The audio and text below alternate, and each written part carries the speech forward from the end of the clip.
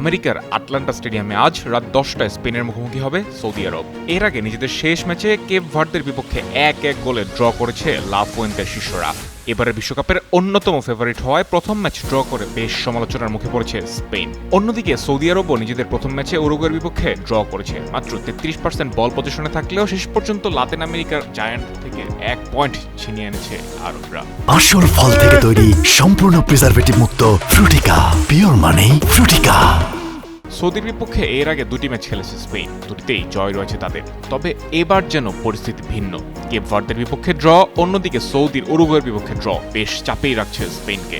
প্রথম ম্যাচের শুরুতে লামিন ইয়ামালকে না পেলেও এই ম্যাচের শুরু থেকেই দেখা যেতে পারে এই বার্সেলোনার সুপারস্টারকে।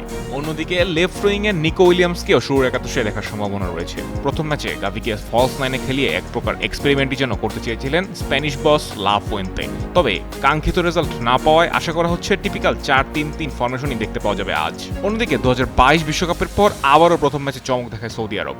প্রথম ম্যাচে উরুগুয়ের বিপক্ষে ড্র, এরপর ধুঁকতে থাকা স্পেনের বিপক্ষে আজ পূর্ণ 3 পয়েন্টের আশা নিয়ে মাঠে নামবে তারা।